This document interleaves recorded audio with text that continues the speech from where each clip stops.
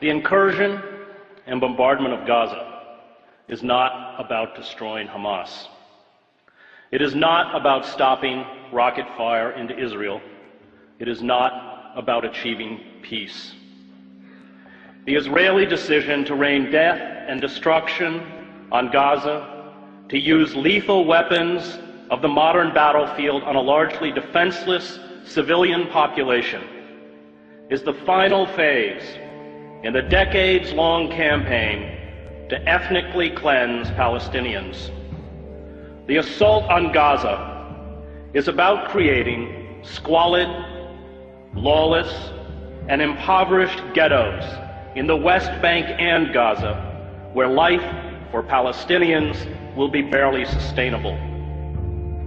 It is about building a series of ringed Palestinian enclaves where the Israeli military will have the ability to instantly shut off movement, food, medicine, and goods to perpetuate the misery.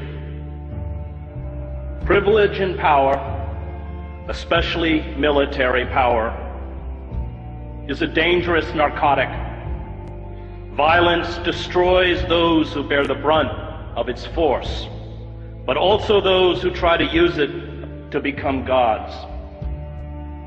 Israel uses sophisticated attack jets and naval vessels to bomb densely crowded refugee camps, schools, apartment blocks, mosques, and slums, to attack a population that has no air force, no air defense, no navy, no heavy weapons, no artillery units, no mechanized armor, no command and control, no army, and calls it a war.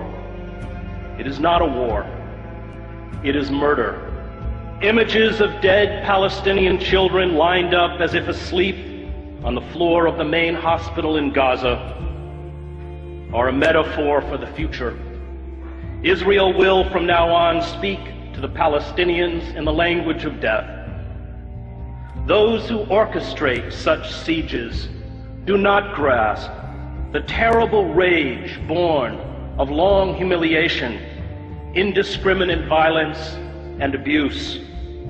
A father or a mother whose child dies because of a lack of vaccines or proper medical care does not forget.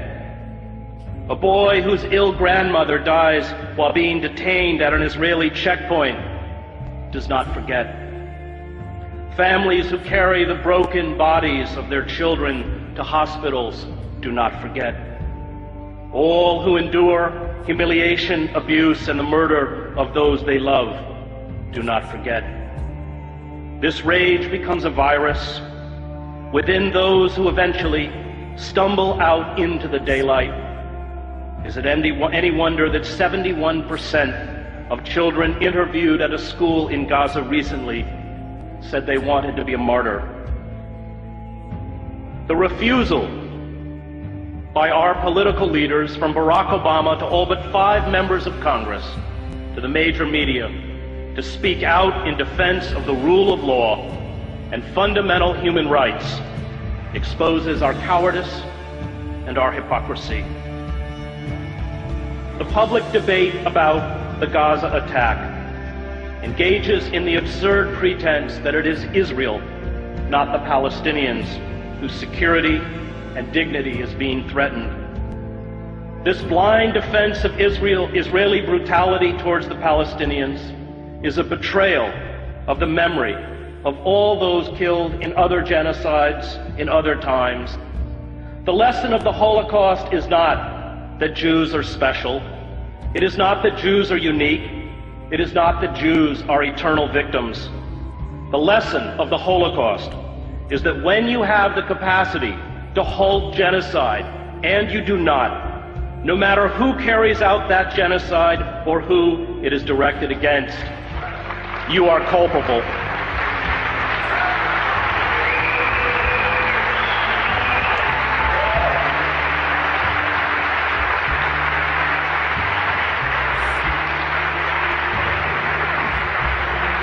And we are very culpable The F-16 fighter jets, the Apache attack helicopters, the 250-pound smart GBU-39 bombs are all part of the $3 billion military aid we give to Israel. Palestinians are being killed tonight with American-made weapons. But perhaps our callous indifference to human suffering is to be expected.